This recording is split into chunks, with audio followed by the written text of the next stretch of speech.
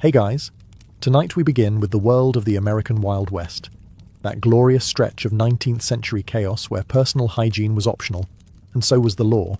So before you get comfortable, take a moment to like the video and subscribe, but only if you genuinely enjoy what I do here. And let me know in the comments where you're tuning in from and what time it is for you. It's always fascinating to see who's joining us from around the world. Now, dim the lights, maybe turn on a fan for that soft background hum, and let's ease into tonight's journey together. Welcome to the Wild West, where the weather is hot, the dust is permanent, and your wardrobe is the difference between being mistaken for a hardened local or a fresh-baked idiot from back east. Let's start with the basics. Clean is a liability. If your shirt is white, pressed, and tucked in, people will assume one of two things. You're here to collect taxes, or you're about to get robbed. Possibly both. In fact, a crisp white shirt in this environment is less style statement and more rob me, I'm soft. Dress code rule number 1. Look like you've lost a fight. If your clothes aren't torn, patched, or at least stained with something questionable, you're either a lawman, a banker, or someone who hasn't been here long enough to regret it. Bonus points. If your coat smells faintly of old tobacco, gunpowder, and something no one dares identify. Colours. Stick to post-apocalyptic dirt palette. Browns, greys, and anything that could pass for weather damage. If you show up in something colourful, say a bright blue vest, you'll draw attention, envy, and possibly a bullet from a man who hates flair. Boots should be beat to hell. Shiny boots say, I just got off the train and have tender, naive ankles. Real survivors wear boots so scuffed they could pass for stone. If one has a hole in it, congratulations, and you're finally blending in. Hats? Absolutely, but choose wisely. A hat that's too tall says, I'm compensating for something. A hat that's too small makes you look like a confused child lost at a gunfight. You want weather-beaten brim, not stagecoach magician. And yes, accessories matter. A bandana around your neck is great, unless you tie it like someone who reads poetry aloud at sunset. Go for, I use this to filter horse water, not, I wear this on dates. Optional, something rusty, a rusty knife, a rusty spur, a rusty flask you pretend still has whiskey in it. Rust tells people you've either survived a lot or given up entirely. Both are respected. In short, wear dust, wear grit, and wear the kind of expression that says, I've slept in a barn and liked it. Because in the Wild West, if you look important, you die first. In the Wild West, words were like bullets, best used sparingly, and ideally not aimed at someone's horse. Let's be clear, bragging will get you into trouble faster than dysentery in summer. No one cares if you were the fastest draw in Missouri, or if you once wrestled a mountain lion, which, let's be honest, was probably a house cat with an attitude. Out here, confidence is like seasoning. A little goes a long way, and if you lay it on thick, someone's going to want to test how crunchy you really are. So rule number 1, understate everything. If someone asks if you can shoot, shrug and say, a little. If they ask if you've ever been in a gunfight, say, not recently. Even if you've been in more shootouts than poker games, play it down. Bragging is a verbal invitation to get humbled, usually in public and usually face first. Now, about staring. Do not stare. Don't stare at the sheriff. Don't stare at the outlaw in the corner. Don't stare at the guy with one eye and 3 knives. The only thing you should stare at in the Wild West is your drink, and even then, only to make sure it's not moving. And then there's the horse situation. You may be tempted to compliment a man's horse. Don't. You may be tempted to pat the horse. Really don't. You may, and this happens, feel the urge to wink at a particularly majestic stallion. If you do this, prepare to be buried with your boots on. In the hierarchy of Western society, a man's horse ranks just above his mother and just below his revolver. Touching it, flirting with it, or even glancing too long at it is considered either a challenge or foreplay. Neither ends well. The safest approach? Head down, words short, and compliments limited to things that can't shoot back. Say things like, nice weather, or decent beans. Avoid saying, I'm pretty good with a gun, unless you want to demonstrate that skill immediately, while bleeding. The Wild West doesn't reward extroverts. It rewards people who can walk into a saloon, order a drink, and leave without anyone remembering their name, or their face. The Wild West was dotted with towns, some booming with promise, others rotting in their own legend. And choosing the wrong one was less about inconvenience and more about whether your bones would end up as set dressing in a saloon fireplace. First rule, avoid any town that describes itself as lively. That's code for gunfights at noon and burials by supper. If the sign outside is full of bullet holes and the welcome committee is just a vulture on a post, turn around. You're looking for something quiet, not dead, just underwhelming. A place where people are too tired to cause trouble and too dusty to chase you if you do. Then again, maybe you crave opportunity. Maybe you're thinking, I'll head to a boomtown. Yes, by all means. Try your luck in some rapidly sprouting gold rush hamlet where the population doubles every week, and so does the crime rate. You'll make money if you survive long enough to remember where you buried it. Boomtowns are where fortunes are made and morals are misplaced. No one asks questions. No one remembers names. And the only thing more inflated than the prices is the body count behind the saloon. But let's say you want stability, civilization, law, safety. So you go where the railroad stops and there's a church, a schoolhouse, and maybe even a mayor. Sounds ideal, until you realize the mayor is a drunk, the sheriff's been shot twice this week, and the preacher moonlights as a poker dealer. There is no such thing as a safe town out here. There are just towns where you die slower. Before you settle down, ask a few simple questions. Does this place have more graves than houses? Do people make eye contact, or reach for something when you enter the room? Is the general store selling coffins next to canned beans? If the answer to any of those is yes, keep riding. In the end, the perfect Wild West town isn't the one with riches, railroads, or romance. It's the one where no one notices you, no one asks where you're from, and, most importantly, no one assumes you're someone else they were supposed to shoot. If you thought surviving the Wild West would at least come with a good night's sleep, you might be suffering from cranial optimism, a rare condition not commonly found west of the Mississippi. In this world, sleep isn't rest, it's roulette. A necessary but deeply dangerous lapse in vigilance. Sure, your body needs to recharge, so does your horse. But unlike your horse, you don't have eyes on the side of your head or the ability to kick threats in the chest while lying down. Start with the options. You've got 3. Option 1, the saloon floor. Charming, historic, soaked in a decade's worth of spilled drinks, shattered teeth, and possibly blood. If you're lucky, you'll share space with 3 other unconscious men and 1 dog that might be dead or just sleeping off a fight. Either way, no refunds. Option 2, a cot at the local boarding house. It's cleanish, has walls, probably a ceiling, maybe even a bed frame. But don't let that fool you. Every snore in the next room is a potential knife fight waiting to happen, and good luck locking your door. Most locks are ceremonial. Option 3, the great outdoors. Nature, silence, exposure, coyotes, bandits, sudden storms, all the classic wilderness features, plus a 100% chance of waking up with something crawling on you, possibly with opinions. So what do? You sleep like a nervous raccoon, one eye open, one hand near a weapon, and never ever facing the wall. That's how you get silently robbed, or worse, hugged by a prospector. Pro tip. If you hear someone whispering your name while you're half asleep, don't answer. It's either a ghost, a hallucination, or someone about to sell you land that doesn't exist. The key is to nap aggressively and often. 10 minutes behind a barrel. 15 in the saddle while your horse pretends to know where it's going. An hour in the jail cell before the sheriff realizes you're not technically under arrest. In the Wild West, water is life. It's also disease, deception, and, on occasion, solid proof that God had a sense of humor. Let's start with the obvious. Most water out here is trying to kill you. It might look clear, might sound like a gentle brook, but make no mistake. That gurgling stream is carrying more bacteria than a barber's shared tooth pliers. You see, water sources were community hotspots, not just for thirsty cowboys, but for horses, cattle, bandits, stray dogs, and the occasional prospector who's been bathing in the same spot since the Lincoln administration. So if you're dipping your cup straight into the creek, congratulations, you just ingested the entire local ecosystem. You could try boiling it, assuming you have a fire, a pot, and 10 minutes of peace, which in the Wild West is the same as asking for a unicorn. Instead, most people just drank it and hoped their insides were too stubborn to die.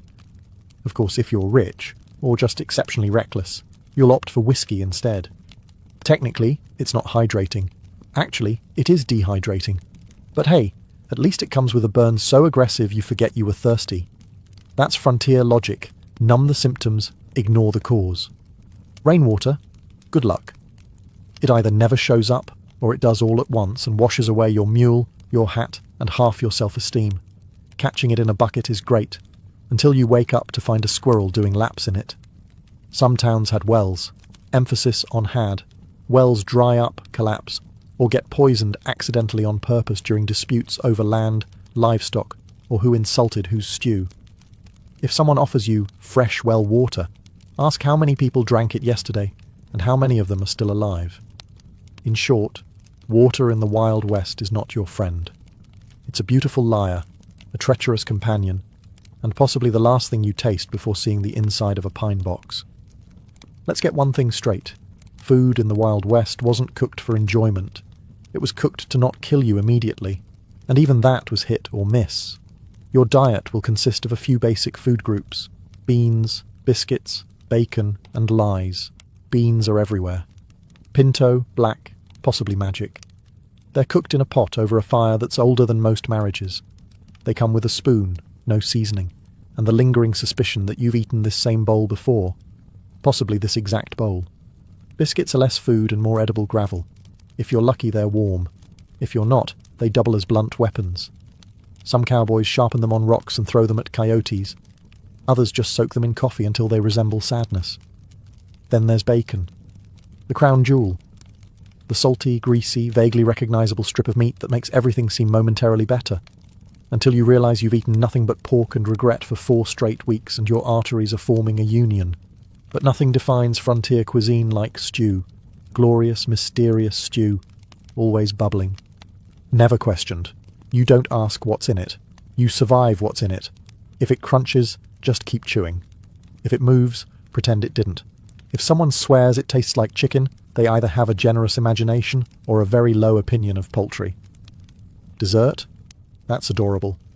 The closest thing to dessert is hardtack dipped in rainwater, or maybe some old molasses you traded a boot for. If you managed to find a pie in the Wild West, it was probably baked by the devil or someone trying to kill a marshal. Now let's talk about coffee. Frontier coffee is less of a beverage and more of a philosophical test. It's blacker than night, thicker than motor oil, and brewed in a pot that hasn't been washed since the war. It'll wake you up, clear your sinuses, and possibly reset your memory. In the Wild West, your horse isn't just your transportation. It's your roommate, therapist, security system, and occasionally, the only thing in your life with a functioning survival instinct. Let's be clear. Your horse doesn't trust you, and frankly, it shouldn't. You're a bipedal liability who thinks riding into an unfamiliar canyon at dusk is a good idea. Your horse, meanwhile, knows the last 3 people who tried that are currently buzzard snacks. This creature, muddy, stubborn, and with the attitude of an exhausted schoolteacher, is smarter than you, more aware of its surroundings, and infinitely more judgmental. Horses sense danger before you do.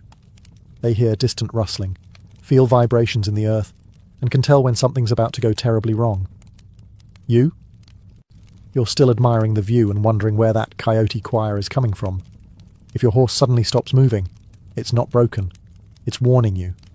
If it turns around on its own, let it. It's not being dramatic. It's saving your sorry hide. And if it throws you? Assume you were about to walk into something fatal and thank it on the way down. Feeding your horse matters too. Hay, oats, maybe an apple if you want to earn a look of mild approval. But don't expect affection. This isn't a dog. This is a 1 to 200 pound animal that will carry you over mountains, through rivers, and straight into danger. But it will not cuddle. And for heaven's sake, don't name it something cute like Snickerdoodle. Name it something serious like Dustbite, or Widowmaker, or Jeff. Something with weight. This horse will be with you longer than most friends and all romantic partners. Maintenance is key. Brush it. Check its hooves. Talk to it occasionally. Not because it enjoys it, but because it needs to know you're not a complete idiot. Trust is earned, and your horse has higher standards than most sheriffs. In the Wild West, carrying a weapon wasn't just about self-defense. It was about social camouflage. Not having one was the equivalent of walking into a saloon with "Hello, I am vulnerable," stitched on your hat. Now, whether you actually know how to use a weapon, that's optional. Most folks didn't. Half of them couldn't hit a barn wall from the inside. But that didn't matter. The point was to look like you could, or at least look like you were willing to start something deeply unwise. So yes, carry a gun. A pistol, preferably. Worn, scratched, maybe missing a screw. Something that says, "I've seen things," even if the only thing it's seen is your reflection while practicing cool poses in the mirror. And don't forget to wear it like you've always had one. Let it hang loose, slightly askew, like a lazy threat. If you strap it on like it's your first communion gift, everyone will know you're bluffing and adjust their robbery schedule accordingly. Can't afford a pistol? Carry a knife. Rusty is fine. Decorative is suspicious. If it folds, flick it open once in a while and stare into the distance like you're remembering something traumatic. It doesn't matter what, just look complicated. Still broke? Improvise. A sharpened spoon, a slingshot, a stick with nails in it. Anything you can wave around when negotiations turn loud. Bonus points if it looks homemade and unstable. But remember, you don't actually want to use it. Fights are loud, messy, and statistically unwise. Your weapon is for show. It's a conversation ender, a walking insurance policy. It should say, "I'm not worth the trouble," not, "Please test my reflexes." That said, if you do pull it out, commit. Nothing is more embarrassing than drawing a weapon and realizing you forgot how it works. Or worse, that it's not loaded. Don't be that guy. He's usually buried near the outhouse. Trust is a fragile thing out west, like a whiskey bottle on a poker table or a wagon wheel held together with hope. And if someone introduces themselves as Doc, Dutch, or Dusty, congratulations. You've just met someone who will definitely get you into trouble, and possibly into a shallow grave. Let's start with Doc. Sounds respectable, right? Wrong. Doc is not a doctor. He may have once looked at a medical book. He may have removed a bullet with a spoon, but more likely, he's just the guy with the steadiest hands during hangovers. If Doc offers you whiskey for the pain, it means he's about to amputate something, possibly by mistake. Then there's Dutch. No one knows why he's called Dutch. He's not from Holland. He doesn't speak Dutch. But he always has a plan. And that plan always ends with you hiding in a hayloft while Dutch rides off with the loot, your horse, and a heartfelt apology that sounds rehearsed. Never follow Dutch, especially if he starts a sentence with, "Here's what we're going to do." Now let's talk about Dusty. Dusty earned that name because he hasn't bathed since the invention of rope. He knows every back trail, every trick, and every wanted poster with his face on it. He's friendly, too friendly. He'll offer to split beans, share firewood, even guard your mule. But the moment you blink, he'll be gone. With your boots, your rifle, and a heartfelt note that just says, "Thanks." Here's the rule. If someone introduces themselves with a nickname, assume it came from either a long criminal history or one very memorable bar fight. Trust only people who go by full names and nervously correct you when you shorten them. Because out here, nicknames are currency. And anyone named Whiskey Pete, Rattlesnake Joe, or Sweet Lou has either killed a man or is about to convince you to do it. So smile, nod, and sleep with one eye open. And if Doc, Dutch, and Dusty all show up at once, leave the fire, take the beans, and run. In the Wild West, gambling wasn't just a pastime. It was a group activity where everyone pretended to understand the rules until someone pulled a gun. Let's start with Pharaoh, the most popular game in the saloon, and also the least understood. It involves cards, bets, and lots of shouting. The rules are simple. Lose slowly, or lose fast. Either way, your money ends up in the same place, someone else's whiskey fund. You might think, "I'm good at poker." That's adorable. Pharaoh is poker's chaotic cousin, raised by wolves and trained in passive aggression. It moves fast, has its own lingo, and is often managed by a dealer who's both charming and very possibly cheating. Now here's a fun fact. The saloon always wins. Even if you do get lucky, don't celebrate. Celebrating draws attention. Attention draws envy. Envy draws bullets. If you win, leave. Quietly. Walk like nothing happened. Tip the dealer, smile like a monk, and disappear into the night before someone starts wondering how your luck got that good. Of course, games of chance aren't limited to cards. There's dice, knife throwing, who can drink the most without dying, and the always thrilling, "What's in this stew?" All high risk, low reward, and medically inadvisable. But let's not forget the ultimate gamble: marriage. In the Wild West, getting married was basically signing a lifelong treaty with someone who probably smells like horse and has unresolved trauma involving bears. The ceremony is quick, the paperwork non-existent, and the fallout legendary. Sure, some folks find love. Others find out their spouse has 3 aliases, 5 debts, and 1 angry ex with a shotgun named Martha. You'll know it's serious when you wake up one day and your horse is gone, but your new in-laws aren't. If you don't know the rules, don't play. If the stakes seem low, look again. They're probably hidden under the table. And if a stranger named Slim offers to teach you a fun game, check for the nearest exit and start walking. Because in the Wild West, everything's a gamble. Especially commitment. The Wild West may look vast and romantic in paintings, but out here, the weather is basically mood swings with atmospheric violence. Let's begin with the heat. Summer in the frontier isn't warm. It's a full-body hallucination where your boots melt into the dirt and your hat becomes less fashion and more survival dome. Shade is a rare, moving target, usually occupied by a rattlesnake with tenure. You'll sweat through leather. Your canteen will feel like a cruel joke. And no matter how much you drink, you'll never feel hydrated, just slightly damp and very concerned. Then comes the wind, which doesn't just blow. It scours. It blasts sand into your teeth, your coffee, your soul. It finds your one exposed patch of skin and exfoliates it down to regret. Locals refer to it as the breeze, which is adorable in the same way a stampede is called a jog. But wait, let's not forget rain, that rare and deeply suspicious event. When it comes, it doesn't trickle politely. It arrives with biblical vengeance, turning the ground into soup and your tent into a water feature. Roads vanish. Mules panic. You discover your boots are in fact waterproof, in the same way a sponge is waterproof. And then there's winter. Snow in the west isn't fluffy or magical. It's a silent assassin. It shows up without warning, buries everything, and turns your daily routine into a survival drama. Water freezes. Fingers go numb. You start naming your firewood for company. Pro tip: never trust a blue sky. It's a trap.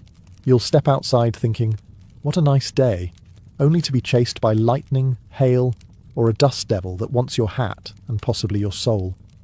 Out here, weather isn't something you enjoy, it's something you endure. The sun bakes you, the wind peels you, and the rain mocks you. Your wardrobe is never right, your gear is always wet, and your mood is permanently weather-aware. The movies got it wrong. In the Wild West, no one actually shouts, "I'm outta here," and storms off into the sunset with dramatic music swelling. You know what happens to those people? They get followed, or worse, remembered. The real pros? They leave like ghosts. No farewell speeches, no eye contact, and absolutely no final drink at the bar. You settle your tab early, nod to no one in particular, and disappear into the horizon like a man with debts, secrets, and a healthy respect for survival. You see, staying too long in any town is a gamble. The longer you linger, the more likely someone will decide you look like a guy they used to hate, or owe money to, or swore revenge on during a particularly emotional card game. Best case scenario, they just want your horse. So when the signs start showing, when the saloon piano stops mid-song as you walk in, when the sheriff asks where you're from again, or when a stranger keeps flipping a coin while staring directly at your boots, it's time to saddle up. Quiet departures are an art form. You pack your things before dawn. You don't make a sound. You leave behind anything noisy, sentimental, or flammable. If you must say goodbye, make it vague. I got business east. That could mean anything: trade, trouble, or just a powerful desire to not be shot at breakfast. And don't look back. Nothing meaningful is ever behind you in the Wild West, except poor choices and people who can't shoot straight but try anyway. Want to make a reputation? Stay and fight? Want to survive past 40? Ride away while no one's watching? The only thing better than a legacy is a pulse.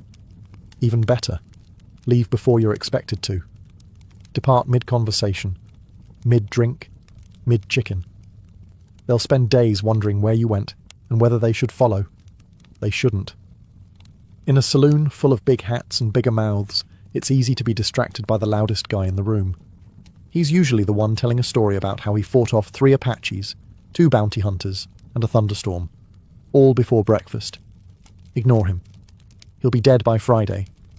No, the real danger is the man in the corner, the one nursing the same drink for an hour, the one who hasn't said a word, hasn't blinked since you walked in, and who may or may not have been carved from tree bark.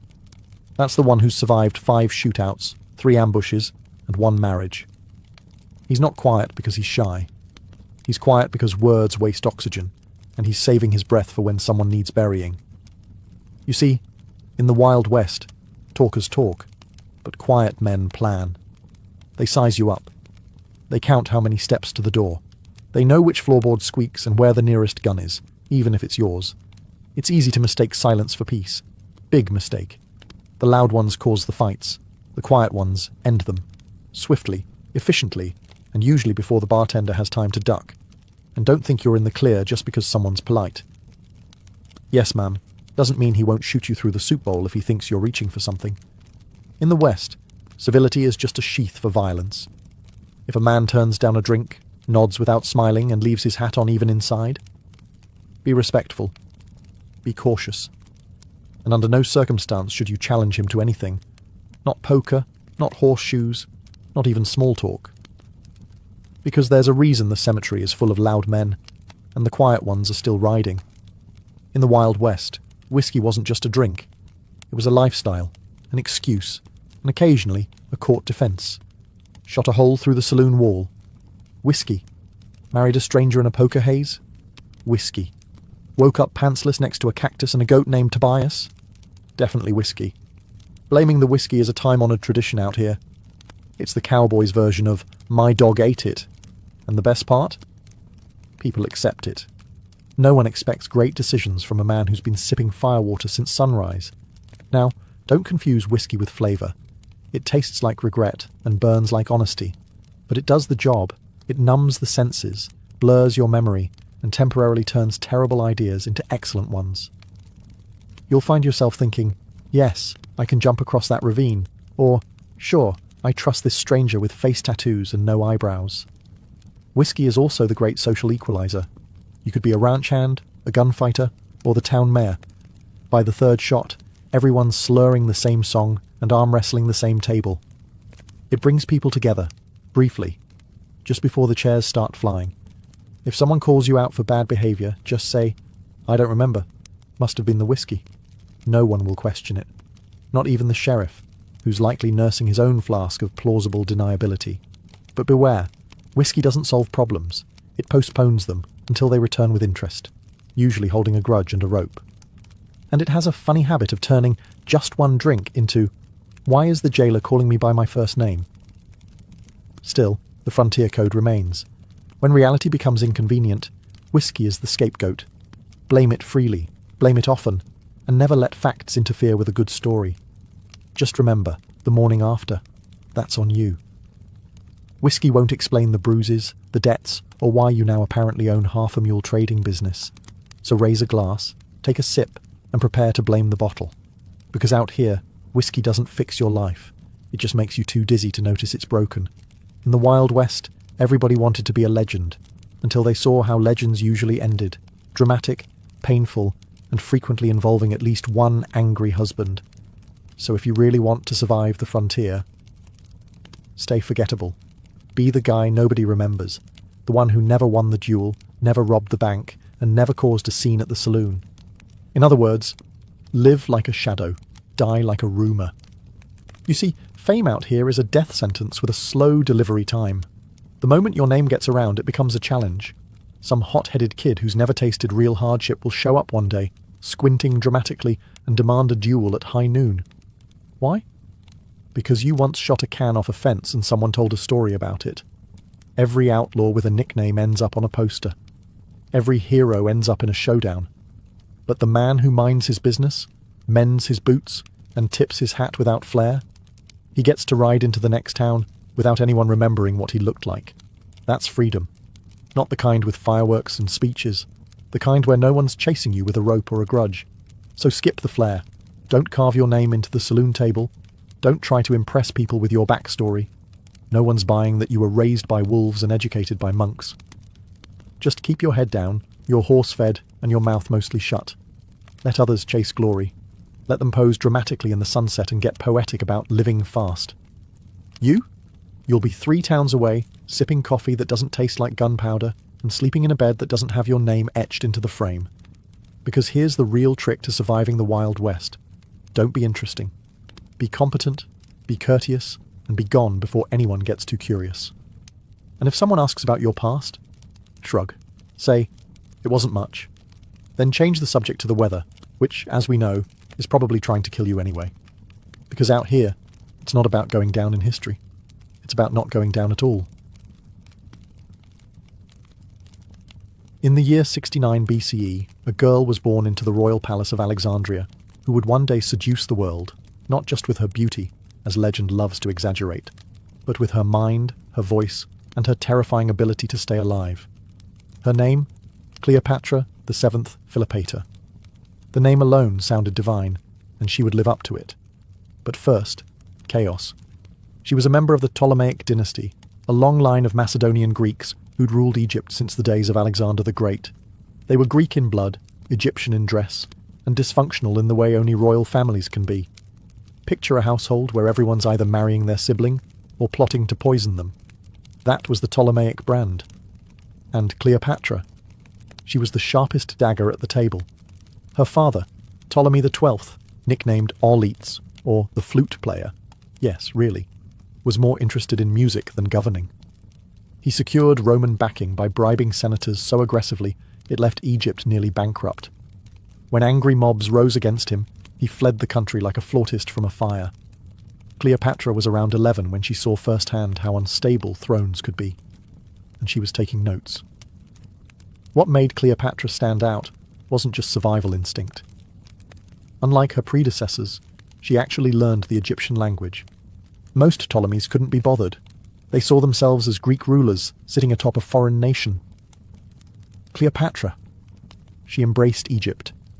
She spoke to the people in their own tongue, styled herself as the goddess Isis, and studied everything from astronomy to pharmacology. She was being trained not just to rule, but to outlive her enemies.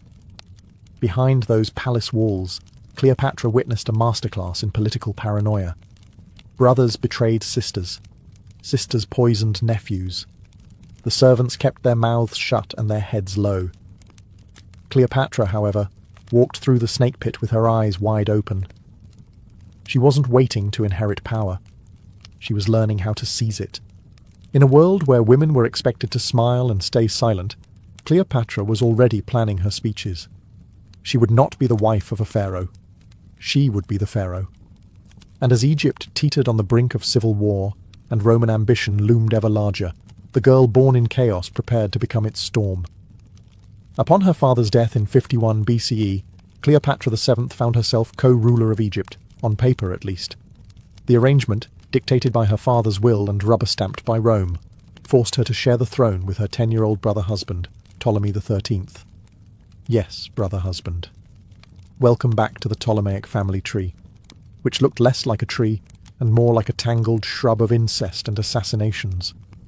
Initially, Cleopatra tried to assert herself as the primary ruler.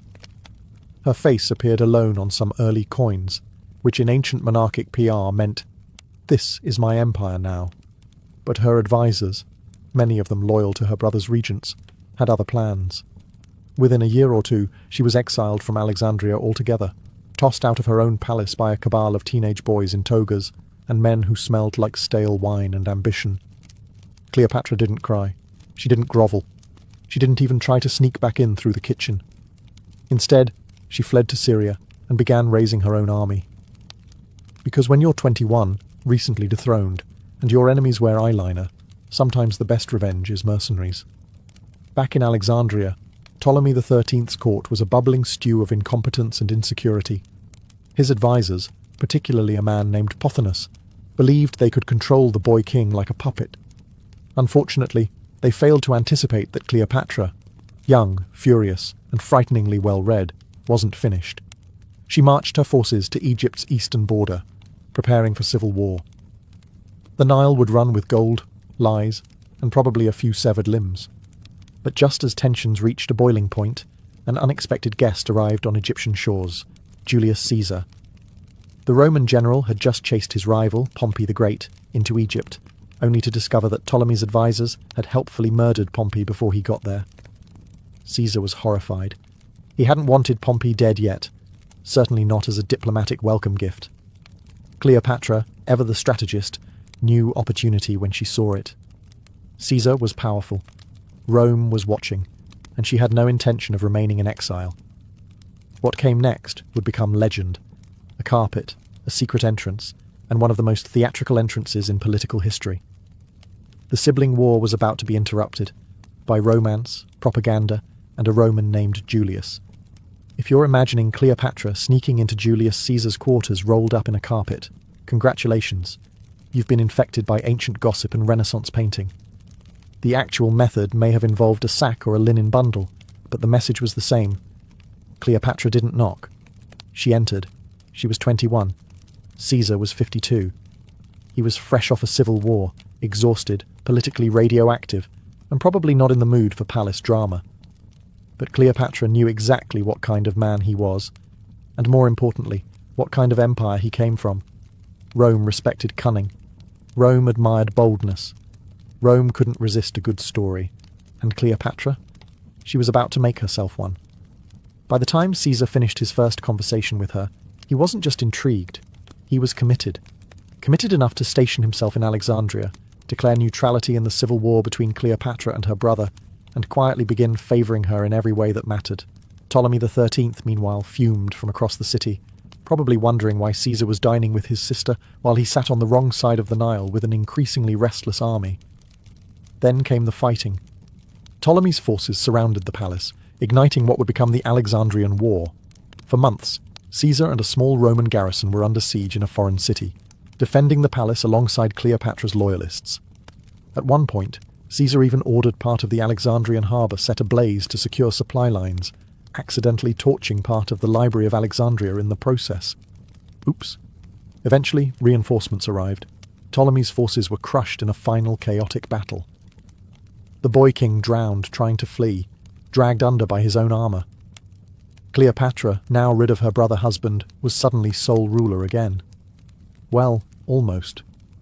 In true Ptolemaic tradition, she had to marry another brother. This time it was Ptolemy XIV, aged about 12, who posed even less of a threat. Cleopatra ruled. He stayed out of the way. And what about Caesar? He lingered.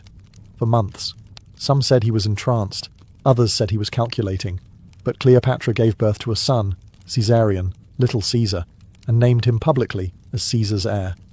Whether Caesar acknowledged the boy in private or not, in Egypt, Cleopatra made sure everyone knew. Rome had given her a child.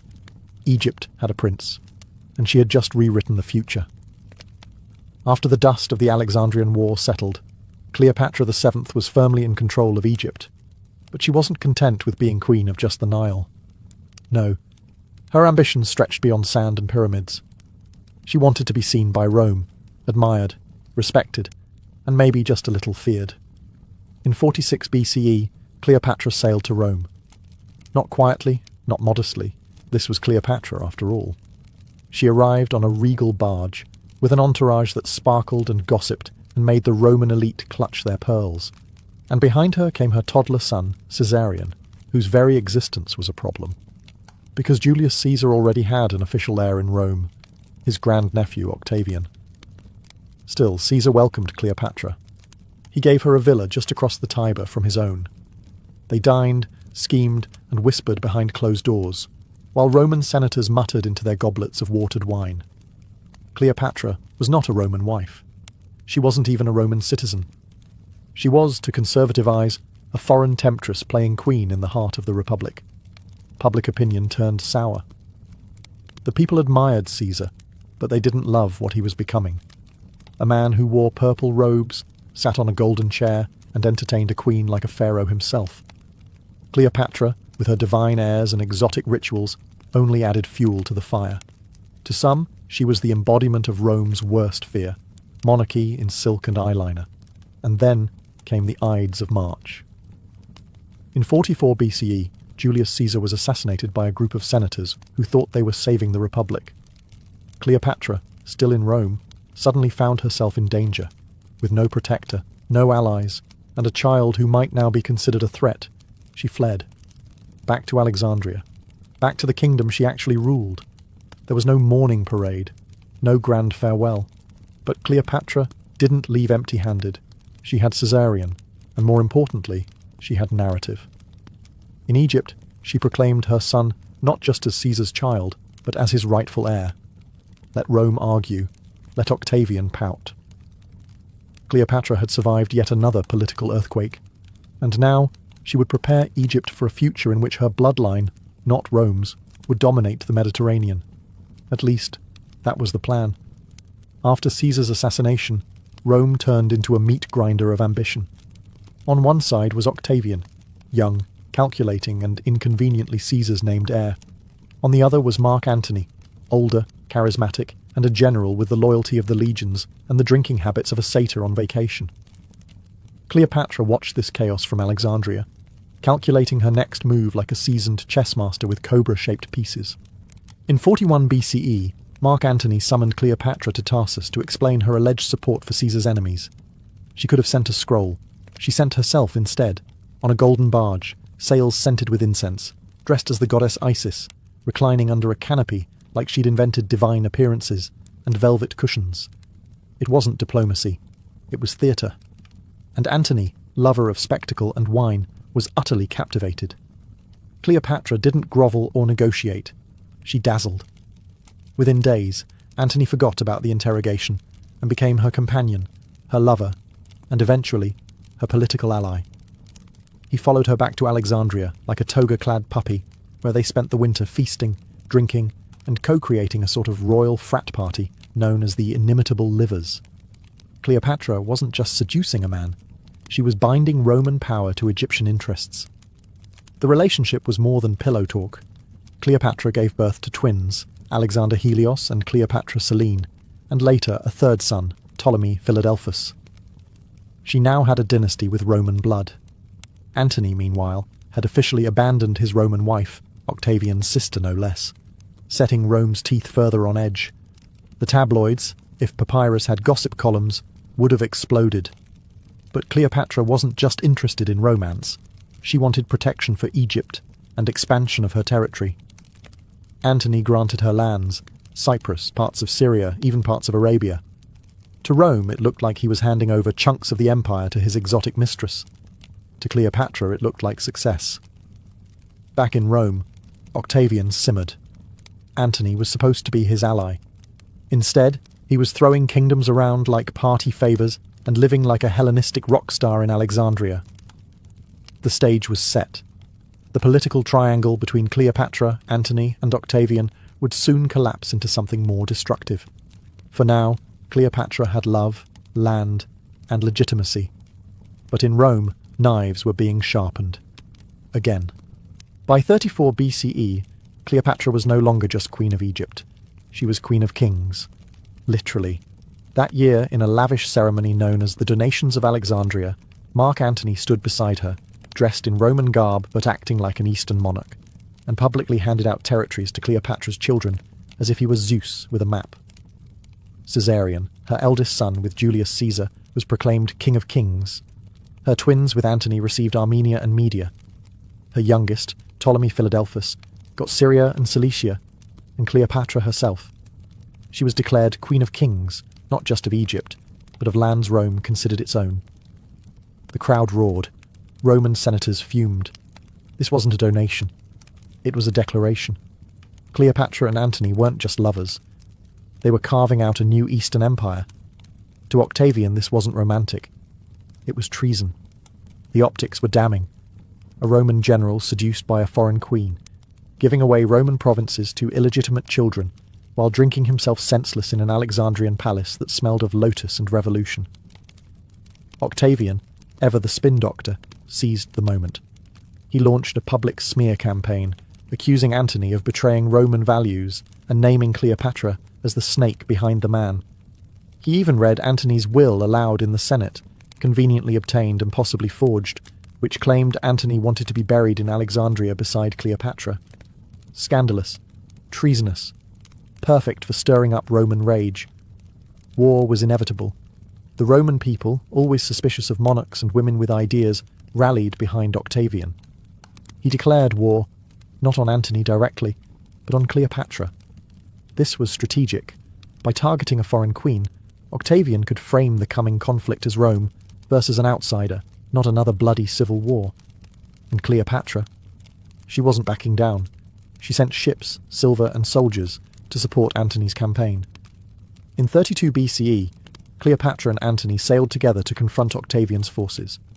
They weren't just lovers anymore, they were military partners. But whispers of betrayal, desertion, and divine arrogance followed them like smoke. Cleopatra had risked everything, her throne, her children, her dynasty, for this alliance. The only question now was, would the gods favour love or empire? Spoiler: Rome rarely chooses love. In September of 31st BCE, the fate of Cleopatra and Mark Antony came down to one decisive moment, the Battle of Actium. It was supposed to be their grand military triumph, a bold stand against Octavian's rising Roman machine. Instead, it became a slow-motion disaster with oars. Their combined fleet, parked off the coast of western Greece, was impressive. Hundreds of warships, thousands of men, and enough Egyptian gold to make the gods blush. But it was also bloated, indecisive, and weighed down by conflicting egos. Cleopatra, commanding her own fleet, wasn't just there for decoration. She was funding the war, she was a queen on deck, and she was betting everything. Octavian's forces, led by his capable Admiral Agrippa, were leaner, faster, and far better coordinated. They cut off supply lines, harassed enemy ships, and outmaneuvered Antony's sluggish galleys. Meanwhile, Antony's men were starving, demoralized, and wondering if their general was more focused on Cleopatra's eyes than on naval strategy. Then came the moment of infamy. During the heat of the battle, Cleopatra's fleet suddenly turned and fled the scene, heading south toward Egypt. Some say it was a planned maneuver, others claim it was panic. Antony, either overcome by devotion or sheer confusion, followed her, abandoning his fleet and turning a military contest into a humiliating rout. His soldiers, left behind, surrendered to Octavian. The war, in essence, was over. Rome had won. The queen and her general had sailed home not as victors, but as fugitives. Back in Alexandria, Cleopatra tried to maintain control. She fortified the city. She sent envoys. She may have even considered Plan B, negotiating her survival by offering to hand Antony over to Octavian. But nothing worked. Octavian was coming, and this time there would be no carpets, no speeches, and no second chances. Mark Antony, humiliated and slipping into despair, blamed treachery and fate. Cleopatra watched her empire unravel like linen in a storm. Her sons, her living legacy, were now potential hostages.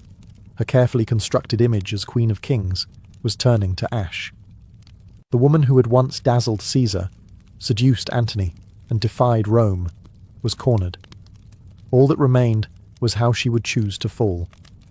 By the summer of 30 BCE, Alexandria was suffocating under the shadow of doom. Octavian's forces had crossed into Egypt.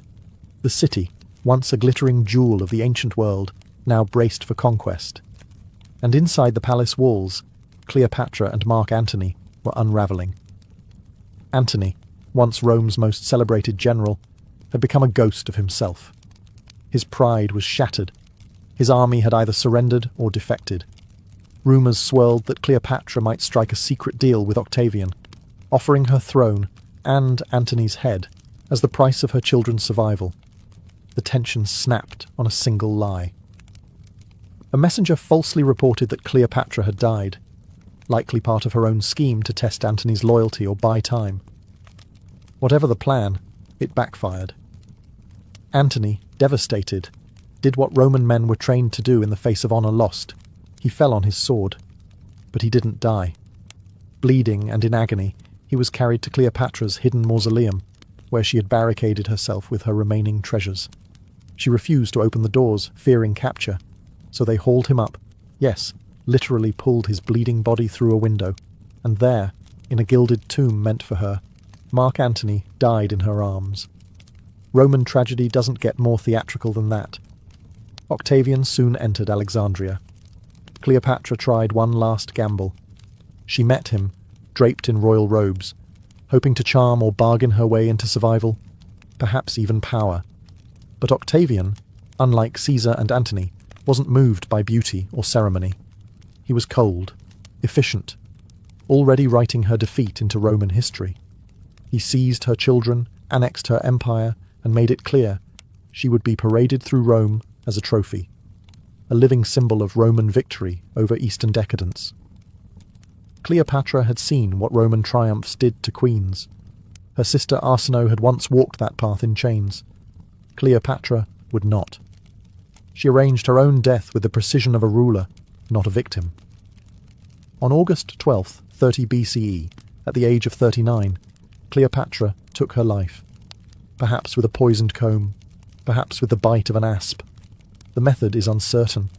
The message was not. If she could not rule in dignity, she would die as a queen. Cleopatra VII was dead. Her body, embalmed in secrecy and sorrow, was laid to rest beside Mark Antony, by her own request, and surprisingly, granted by Octavian. The queen and the general, who had once dreamed of carving out a new empire, were now buried in the ruins of their failed ambition. But death did not end Cleopatra's influence. If anything, it made her immortal. Octavian, soon to be Augustus, Rome's first emperor, had won.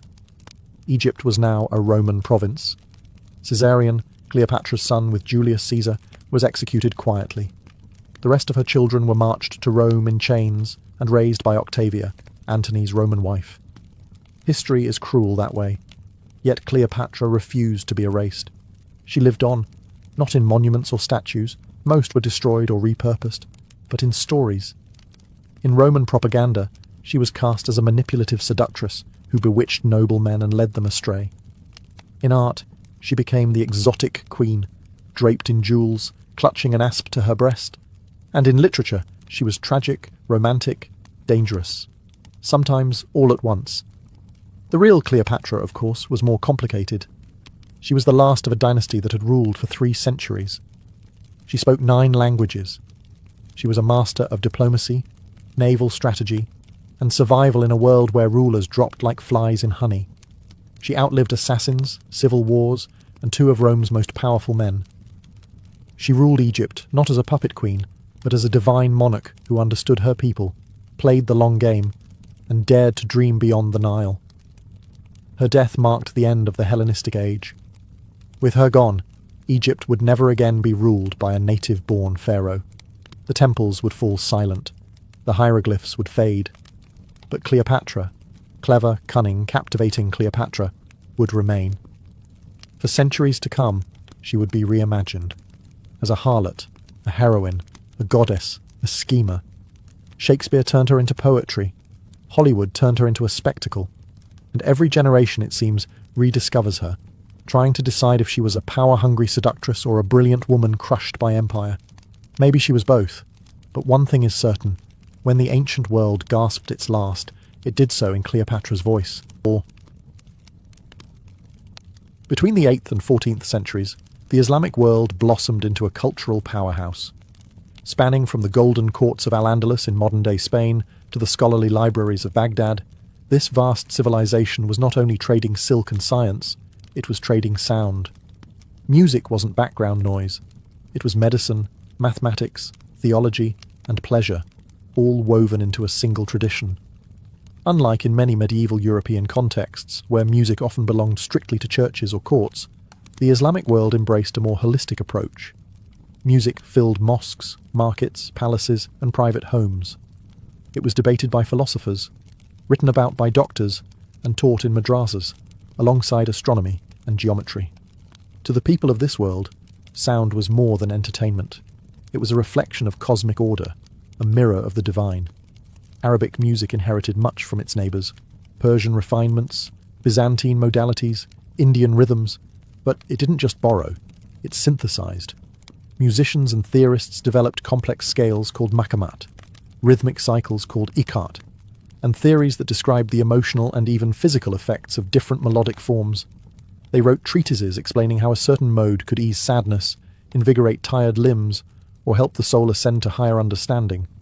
In the palaces of Damascus and Cordoba, caliphs hosted court musicians who were both performers and scholars. In fact, some rulers, like the Abbasid Caliph Harun al-Rashid, considered musical patronage a sign of prestige. Instruments weren't just heard, they were honoured. Poets compared them to the human voice, to birdsong, to divine whispers. The result? A musical tradition that was both deeply rooted in science and profoundly spiritual. Music was used to heal, to educate, to seduce, and to resist. It served as both a form of expression and a tool of empire, connecting Arabic-speaking cities with Persian poets, Berber drummers, and Andalusian string players. This was not a world of rigid notation or dusty scores. It was a world of improvisation, oral transmission, and living memory. Musicians learned by listening, repeating, and slowly becoming vessels for centuries of accumulated sound. Before we examine the instruments themselves, one thing is clear. The medieval Islamic world did not just have music, it lived in it. If the medieval Islamic world had a musical soul, it beat through the curved wooden body of the oud. Instantly recognizable with its pear-shaped form and short fretless neck, the oud was the undisputed king of instruments. Its sound was warm, resonant, and deeply human, like a voice singing without words. The oud wasn't just an instrument, it was a symbol of refinement, scholarship, and high culture. Poets wrote verses comparing it to the moon. Mystics claimed it brought them closer to the divine. In many ways, the oud was to the Islamic world what the piano later became to Europe, a central axis of composition, education, and experimentation. Its origins likely trace back to ancient Mesopotamia, but in the hands of Muslim craftsmen and musicians, the oud evolved into something transcendent. Constructed from fine woods like walnut, rosewood, or ebony, it typically featured 5 to 7 courses of strings, plucked with a feather or plectrum. The lack of frets allowed for the subtle microtones of the maqam system, an essential part of Arabic music that Western notation can barely capture. The most famous oud master of the Islamic Golden Age was Ziryab, a 9th century musician, polymath, and style icon. Born in Baghdad and flourishing in Cordoba, Ziryab revolutionized the Andalusian court with his musical innovations. He added a 5th string to the oud, introduced new modes, and even dictated rules for musicians' attire and grooming. If medieval Islamic music were a courtly drama, Ziryab was its most fashionable protagonist. But the oud wasn't confined to elite circles. Merchants played it. Soldiers played it. Sufi dervishes used it to accompany spiritual recitations. It was versatile, portable, and capable of expressing joy, grief, and everything in between. Through trade and conquest, the oud travelled. It entered Byzantine lands, crept into Sicily, and eventually reached Europe, where it morphed into the lute, a word derived directly from the Arabic al-oud. Renaissance and Baroque music owe much of their melodic intimacy to this humble ancestor. In a world of geometric tiles and calligraphic verses, the oud added something intangible: feeling.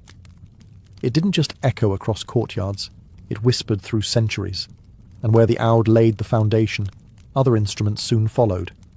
If the oud was the heart, then the qanun was the mind of medieval Islamic music. Precise, articulate, and utterly mesmerizing. Flat, trapezoidal, and strung with dozens of tightly tuned strings, the qanun looked like a zither, but played like a calculated cascade of light and sound. Its name, derived from the Greek canon, meaning law or rule, was fitting. The qanun brought structure to ensemble performances. With its crisp, harp-like tone, it could carve clear melodic lines or shimmer beneath the oud in delicate harmony. No surprise that scholars and theorists gravitated toward it. It was the instrument of musical law. Typically, a qanun featured 26 courses of triple strings, meaning over 70 strings total, stretched over a light wooden soundboard. Players used tortoiseshell plectrums attached to their index fingers with rings. What emerged wasn't just a flurry of notes, but an ocean of carefully calibrated emotion. The player could pluck arpeggios like falling water, or unleash dazzling runs that made palaces vibrate. Unlike the oud, the qanun relied on micro-adjustable levers or tuning bridges that allowed the musician to adapt quickly between maqamat, the subtle modal systems that defined Arabic, Turkish, and Persian music. This meant a skilled Qanun player could shift emotional tone mid-performance, evoking awe in even the most jaded courtier. The Qanun's cultural reach was wide. It was played from the Ottoman courts of Istanbul to the gardens of Fez. In Cairo, it was a mainstay in tacked ensembles. In Aleppo, it accompanied poets and vocalists during muwashsha recitations.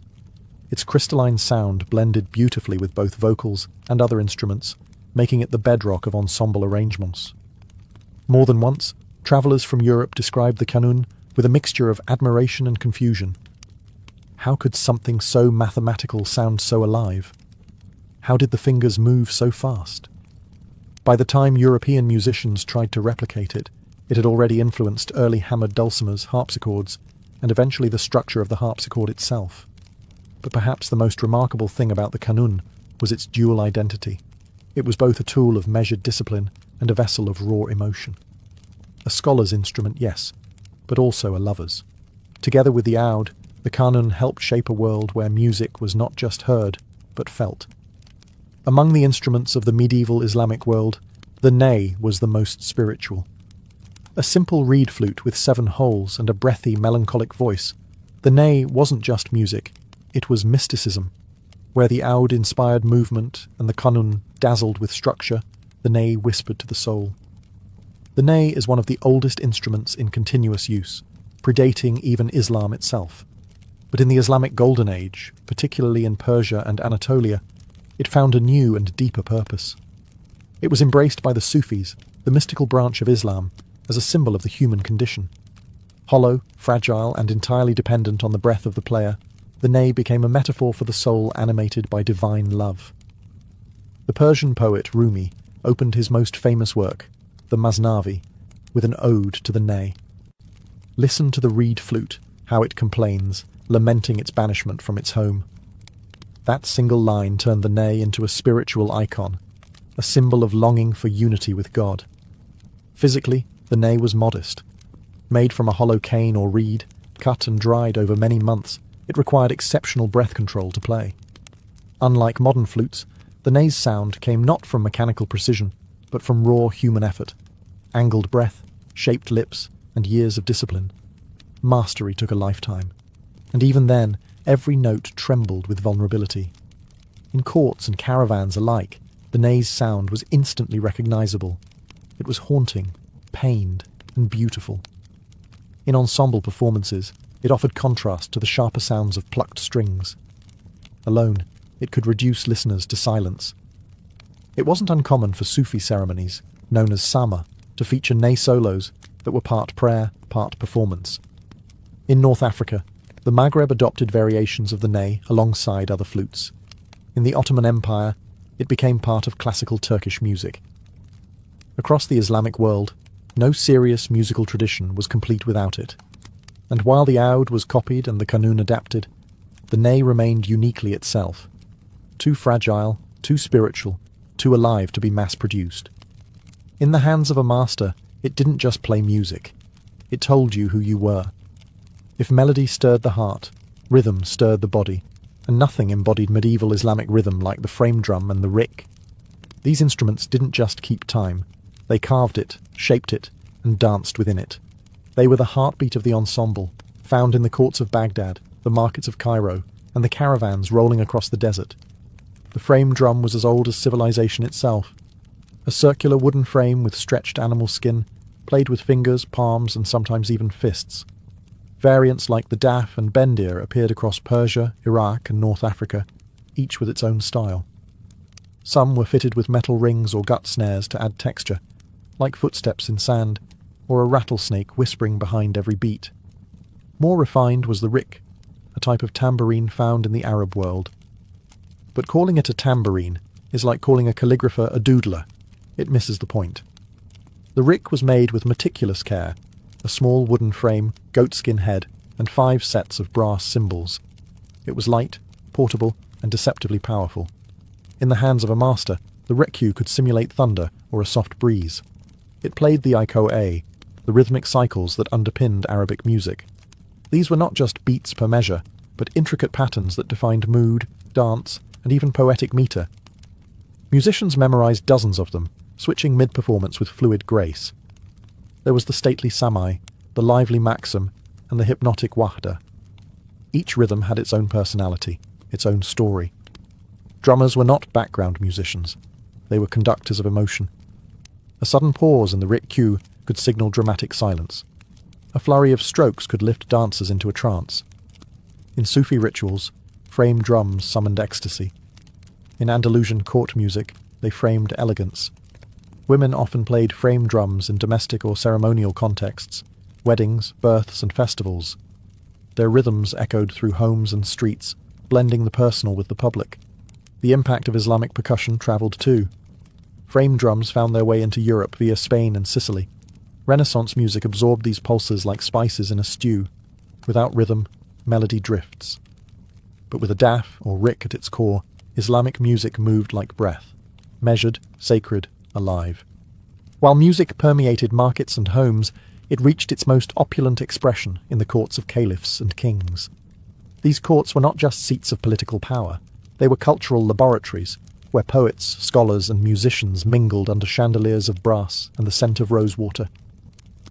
In the Abbasid capital of Baghdad, the court of Harun al-Rashid became a beacon of artistic patronage. It was here that legendary musicians like Ishaq al-Mawsili refined the art of performance, theory, and composition. Musical evenings weren't casual entertainment. They were staged, strategic, and often lasted deep into the night. A single song could earn a musician a gold dinar or silent exile, depending on the mood of the caliph. The musicians who played in these courts weren't mere performers. They were respected intellectuals, often polymaths who could debate poetry, astrology, and metaphysics between songs.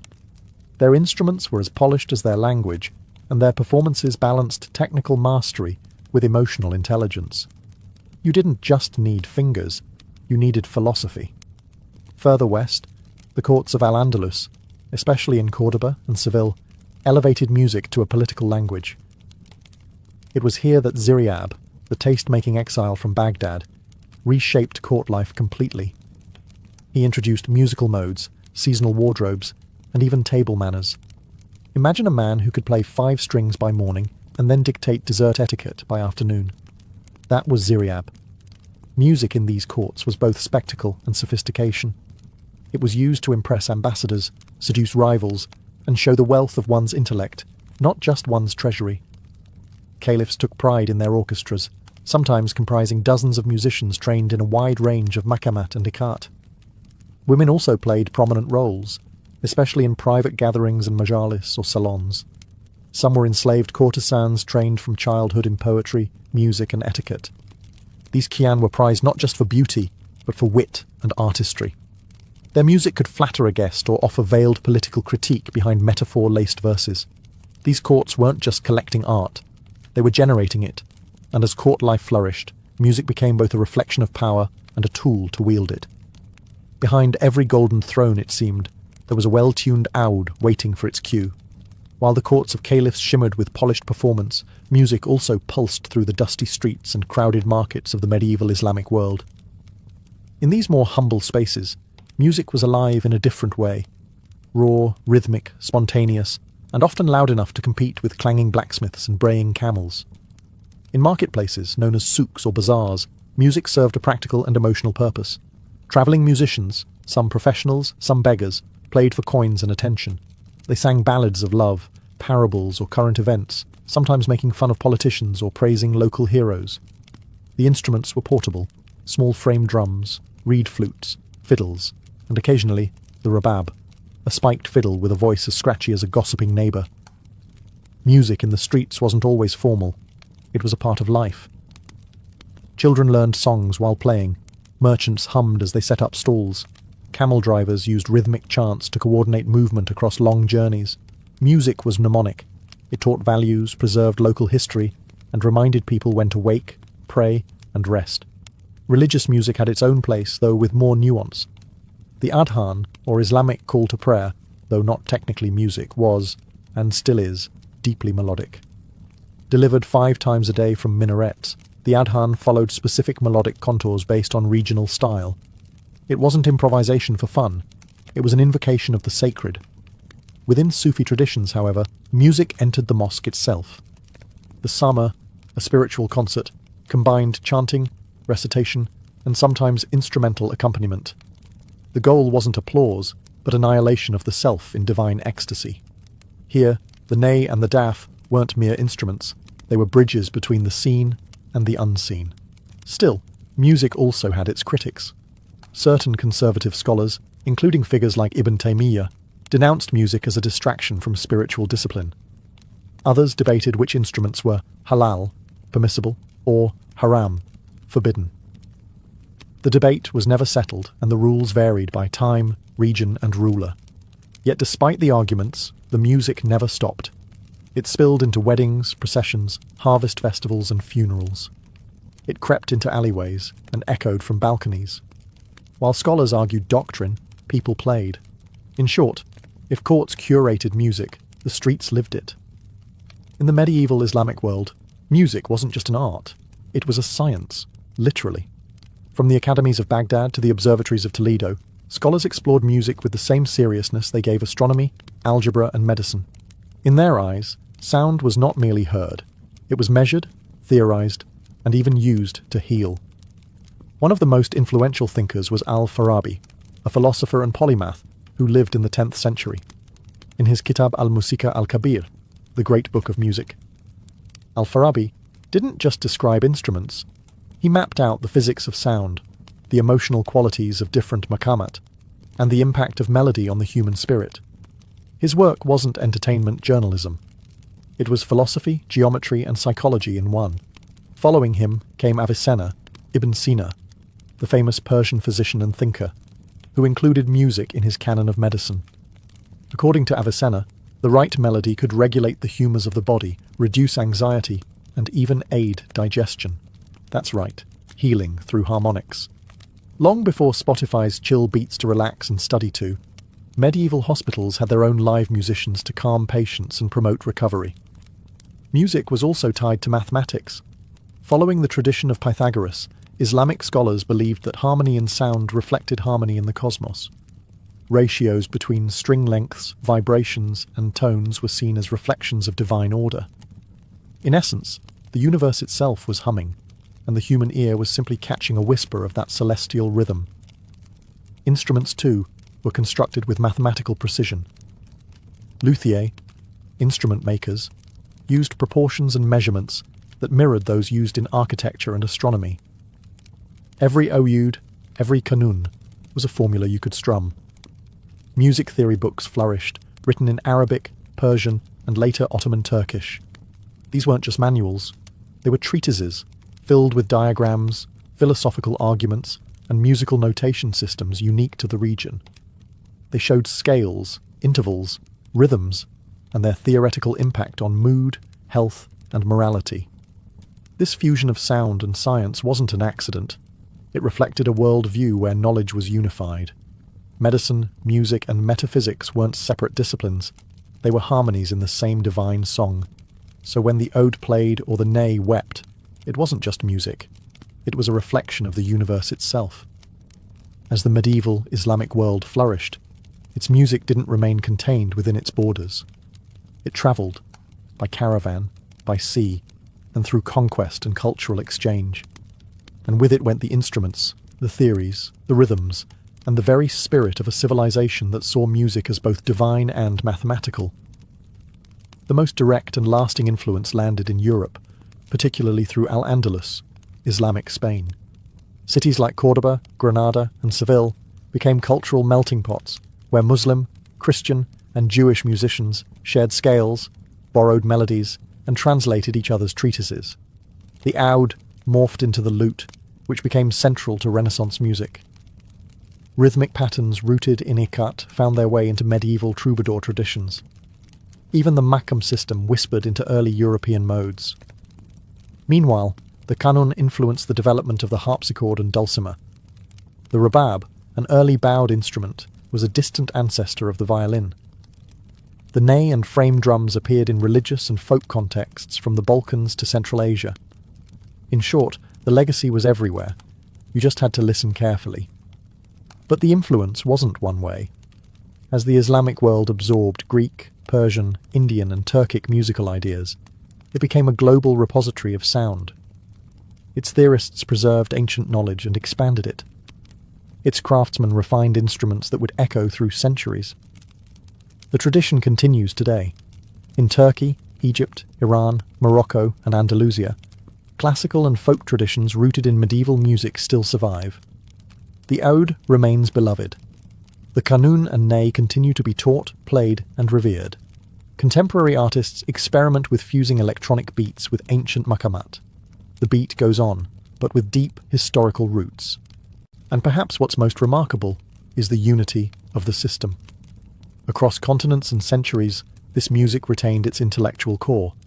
Improvisation with structure, spirituality with science, emotion with discipline. It was never just about performance. It was about meaning. In a time often remembered for swords and minarets, it's easy to forget that one of the most powerful exports of the medieval Islamic world wasn't steel or scripture, but sound. Crafted with care, carried by breath and string, and preserved in memory. 1,000 years later, we still hear its echo, not just in museums or manuscripts, but in music that speaks across time. In ancient Rome, marriage wasn't about candlelit dinners or heartfelt vows. It was a legally binding alliance, a transaction wrapped in ceremony and sealed with property. If a Roman ever said, "I love you," they likely meant, "You have an excellent dowry, and your father's land connects nicely with mine." Marriage, matrimonium, wasn't private. It was political. Families married to advance status, forge alliances, and create heirs to carry the family name. No men. Senators married to gain votes. Generals married for legitimacy. Even emperors married for image control. If affection grew between spouses, great. But love was optional. Fidelity, even more so. There were several types of Roman marriage, but two stand out. First, cum manu, literally with hand, where the wife passed from the legal authority, potestas, of her father to that of her husband. In this form, the woman was effectively adopted into her husband's family, losing her inheritance rights in her natal household. Romantic, right? The second, and eventually more popular, was sine manu, without hand, where the wife remained legally under her father's control. This gave her more financial independence and allowed her to retain property and legal identity. Upper-class women eventually favoured this style, especially as Roman women began to wield more quiet power in social and financial spheres. The ceremony itself, known as the confariatio, if done religiously, involved a priest, a shared cake made of spelt, and the symbolic joining of hands. But don't let the baked goods fool you. This wasn't a spiritual union. It was a public contract. Witnesses were required, and the contract included meticulous dowry records. Ah, yes, the dowry, the glue that held it all together. It was a payment from the bride's family to the groom to support the household. And if a divorce happened, which it often did, that dowry became a battleground. Keeping it could bankrupt a woman's family. Giving it back could embarrass the man. Nothing said, "It's over," like returning the furniture. In short, Roman marriage was love with a ledger. It served society, not sentiment. Husbands could be cold, wives could be strategic. And still, everyone played the part, because in Rome, even marriage was theatre. And when the performance went stale, divorce was just a formality. If you were a respectable Roman man in search of a wife, love was rarely on your checklist. Instead, you were hunting for something more practical: fertility, family connections, and a respectable name. A pleasant personality was a bonus, like finding out your ox could sing. Among the Roman elite, marriages were often arranged when the bride was still a child. A father might betroth his daughter at age 10 or 12, with marriage following shortly after puberty. Why the rush? Because in Roman society, the earlier you married off your daughter, the sooner she could start producing legitimate male heirs, which, let's be honest, was the whole point. What mattered most in a bride? First, lineage. A noble family name could elevate your political prospects overnight.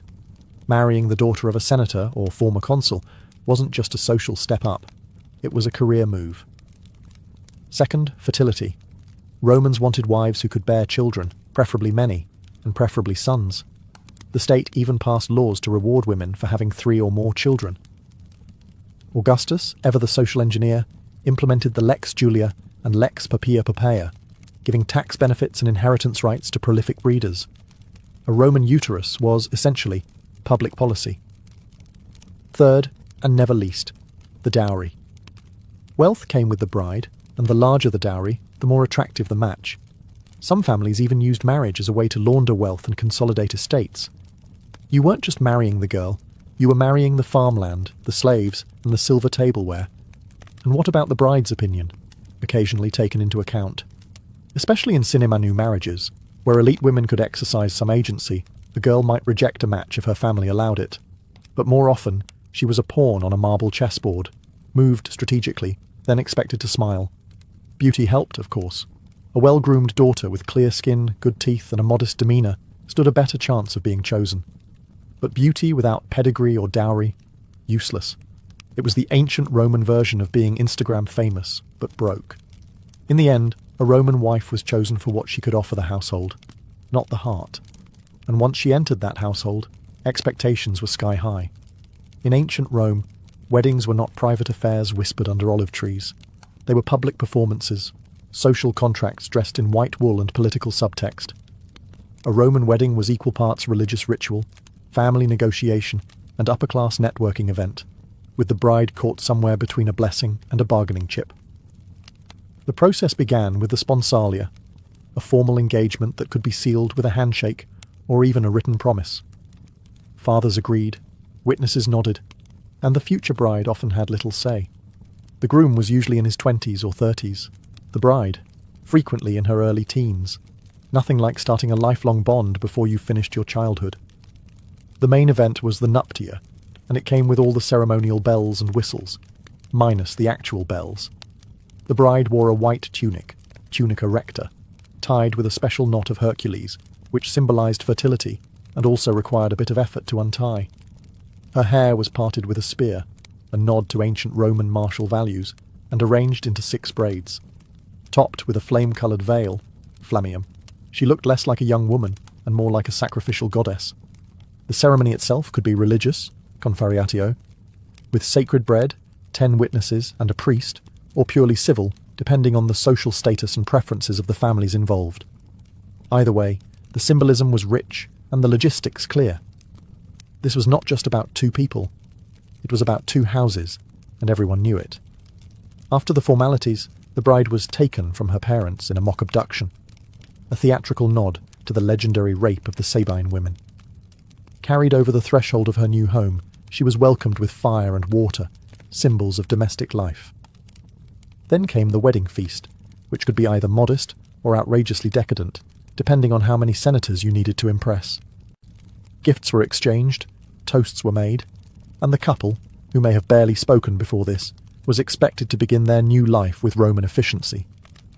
No honeymoon, no getting to know each other, just duty, family expectations, and a pile of dowry paperwork.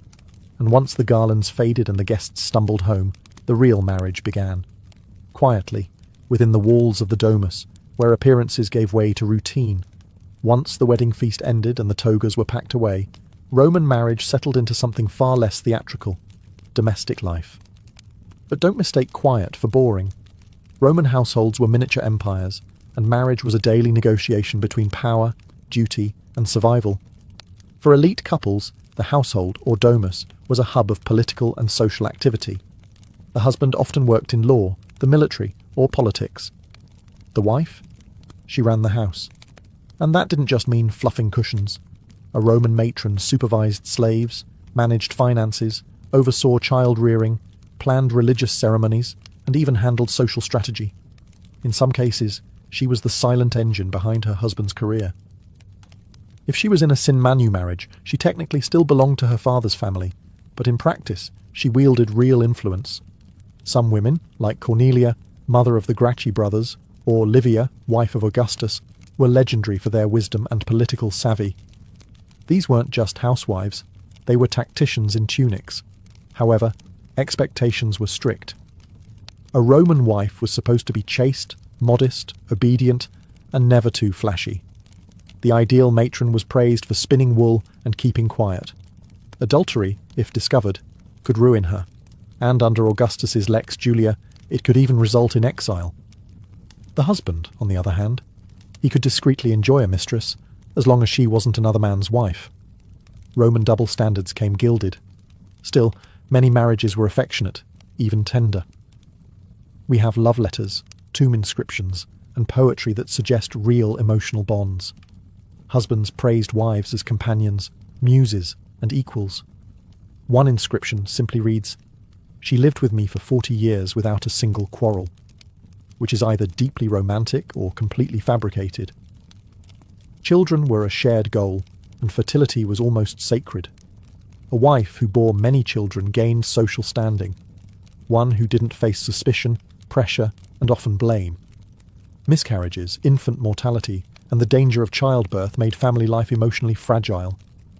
In the end, Roman marriage was about more than romance or routine. It was a social machine, an alliance that shaped politics, economy, and legacy. But when that machine broke down, Romans had a surprisingly simple solution. In ancient Rome, marriage might have been a public alliance, but divorce? That was often handled with the same effort as cancelling a subscription. No courtroom drama, no priestly intervention, just a statement of intent, and sometimes not even that. Divorce in Rome wasn't scandalous, it was normal, especially among the elite, where marriages were forged for strategy, not soulmates. If the alliance no longer served political, financial, or social goals, it could be dissolved as quickly as it had been arranged. For most of the Republic and well into the Empire, divorce required no written contract, no official approval, and no specific reason. A simple declaration, "Tuas res tibi habeto," take your things and go, could end the union. That was it. No-fault divorce 2,000 years before modern family law. Either spouse could initiate it, though in practice men had more freedom to act unilaterally. Women, especially those in sine manu marriages, did sometimes file for divorce themselves. All they had to do was leave the house and take their dowry back, assuming the husband didn't contest it. Reasons for divorce varied. Infidelity, infertility, political fallout, or just general annoyance could suffice. If your wife embarrassed you at a dinner party, grounds for dismissal. If your husband lost political clout, time to upgrade. Marriage was flexible because reputation was everything, and so was freedom to maneuver. Divorce wasn't even seen as immoral. In fact, some men divorced multiple times to climb the political ladder, marrying daughters of increasingly powerful allies. Even emperors joined in. Augustus exiled his own daughter Julia for alleged adultery and forced his stepson Tiberius into a miserable political marriage, which he later abandoned. But it wasn't always cold-hearted. Some divorces were mutual, and some were followed by remarriage between the same couple. Yes, Romans were recycling spouses long before it was trendy. The real battleground was the dowry.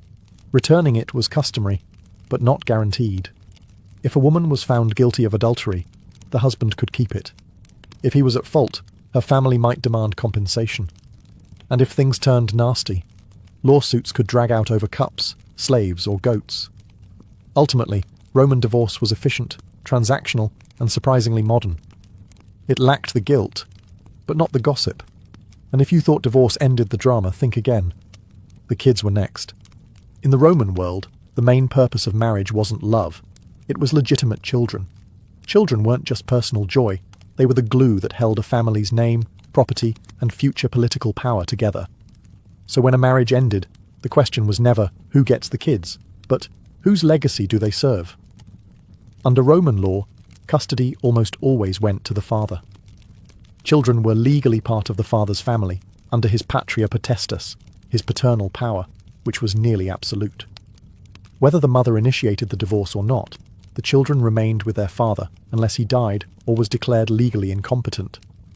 This meant that women, even those of high status, could be cut off from their children the moment they left the marriage. It was not uncommon for a woman to remarry and start a new household while her children remained behind in their father's care, raised by a stepmother or a team of slaves and tutors.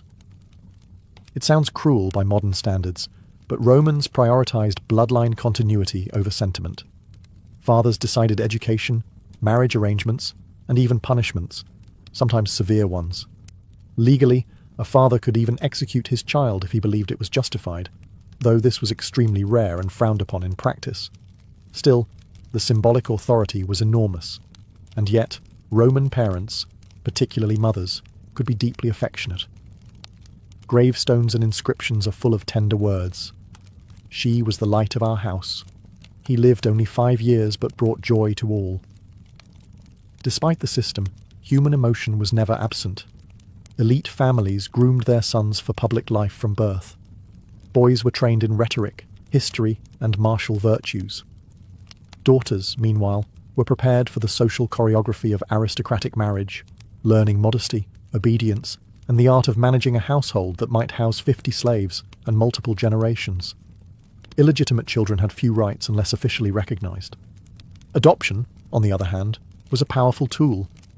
A childless man could adopt a nephew or someone else's son entirely to ensure his name didn't die with him. Emperors like Augustus and Hadrian used adoption strategically to create heirs when biology didn't cooperate. In Rome, children weren't just a joy, they were infrastructure, and every marriage, every divorce, every dynasty was built on their shoulders. Despite the legal imbalance, Roman women, especially from elite families, were far from powerless in matters of marriage and divorce. With clever maneuvering, wealth, and sharp political instincts, many Roman women learned to use the system rather than be crushed by it. Take Livia Drusilla, the wife of Augustus. She divorced her first husband while pregnant, yes, really, to marry Octavian, soon to become emperor. She went on to become one of the most politically influential women in Roman history, advising her husband, manipulating succession, and maintaining her own estates. She didn't just survive the Roman marriage game, she mastered it. Or consider Fulvia, who married not 1, not 2, but 3 prominent Roman men, each more politically ambitious than the last. Her final husband, Mark Antony, left her behind in Rome while he chased Cleopatra, but Fulvia had already made her mark by raising legions and defending Antony's interests in his absence. She may have been married, but she was never secondary. Women from aristocratic families were often well educated, managing vast estates and handling finances with the precision of a banker. Some women were so wealthy and influential that their dowries were used to bail out their husbands' careers, or withheld in divorce as a bargaining chip. A shrewd woman could keep her wealth separate and her options open. The sine manu marriage model was key. Because these women stayed legally attached to their father's household rather than transferring into their husband's authority, they retained a rare level of financial autonomy. This allowed them to initiate divorce, manage their own wealth, and remarry, or not, on their own terms. Widows also gained freedom. Once a husband died, a woman became a legal adult, sui juris, no longer under male authority. Many widows inherited wealth and chose not to remarry, wielding quiet but considerable social influence. Of course, not every Roman woman was a Livia or a Fulvia. Many lived quietly, bound to household life. But among the upper echelons, there was a long line of women who manipulated the marriage system as effectively as any senator manipulated the Senate. In a society that claimed women belonged at the loom, some wove entire political legacies instead. For a society so practical about marriage and so casual about divorce, ancient Rome had surprisingly strict expectations when it came to adultery, especially for women. Affairs weren't just private matters, they were political, legal, and sometimes fatal. The double standard was glaring. A Roman husband could sleep with slaves, prostitutes, or concubines without legal consequence, as long as they weren't another man's wife. A wife, on the other hand, was expected to remain chaste, modest, and loyal, or risk public disgrace and legal punishment. The legal turning point came with Augustus's morality laws, especially the Lex Julia de Adulteris Coascendis, law on the punishment of adultery. These laws made adultery a public crime, not just a private shame. Husbands were obligated to report their adulterous wives, and failing to do so could damage their reputation, or worse, lead to prosecution for pimping, lenocinium. A convicted woman could lose her dowry, be banished to a remote island, and even stripped of citizenship rights. Her lover faced similar penalties. Trials were public, humiliating affairs. Families were dragged into scandal, and reputations shattered like cheap pottery. But these laws weren't always about protecting morality. They were political tools. Augustus himself exiled his own daughter, Julia the Elder, for adultery, though historians suspect the real reason had more to do with her political entanglements than her bedroom habits. The same fate later befell his granddaughter. Morality, it seems, made an excellent excuse for cleaning up succession problems. Men weren't immune to scandal, though they faced less formal punishment. Public figures who took affairs too far, like Mark Antony's very public relationship with Cleopatra, were mocked, vilified, and sometimes driven from power. Satirists like Juvenal and Martial made careers out of roasting the sexually shameless, both male and female. Still, many affairs went unpunished. Privacy was rare, gossip was currency, and political enemies watched every move. For women, one wrong step could mean exile. For men, it usually just meant a few eye rolls and a new poem written about their vigorous appetites. Adultery in Rome wasn't just about broken vows. It was about honour, property, and control. It could ruin a marriage, tarnish a lineage, or bring down an entire political dynasty. And once the damage was done, there was only one solution left. Move on. Legally, publicly, and with your dowry. Hopefully, intact. 2,000 years later, the echoes of Roman marriage still linger. Not in our romantic comedies, perhaps, but in our laws, contracts, and social norms. Rome may have crumbled, but its marital framework quietly survived, hidden in the architecture of Western society. Roman marriage was never about love, not primarily. It was about status, succession, and social order. And yet, many of the mechanics feel oddly modern. Prenuptial agreements? The Romans had dowry contracts. Divorce by declaration? The Romans pioneered no-fault separation. Custody battles, inheritance disputes, property rights? Rome wrote the first drafts. Their flexibility was key. While many ancient societies treated marriage as sacred and indissoluble, Rome treated it like a civic arrangement. Serious, yes, but not eternal. This pragmatism allowed Roman women, particularly those from elite families, to move through multiple marriages, amass wealth, and even influence politics. In a culture that barred them from holding office, marriage became their backdoor to power. The legal distinctions they developed, sine manu, cum manu, dowry clauses, patria potestas, formed the basis of civil law in much of Europe and influenced modern systems from France to Latin America. Even the term matrimony survives from Latin matrimonium, which literally means the state of being a mother. That tells you everything about Roman priorities. But perhaps the most human legacy is this. Romans never stopped debating what marriage was for. Was it to produce heirs? To secure alliances? To find companionship? Even ancient writers argued about it. Some praised modest wives and simple homes. Others complained about bossy women, nagging husbands, and the rising divorce rates of their own time. By the late Empire, satire writers were lamenting that marriages were shorter than hairstyles, and some aristocrats had been married 6 or 7 times, each more politically convenient than the last. Despite all the rules, rituals, and expectations, Roman marriage was ultimately shaped by people, flawed, ambitious, passionate people, doing their best to balance personal desire with public pressure. They didn't always succeed, but they left behind a system that was astonishingly resilient.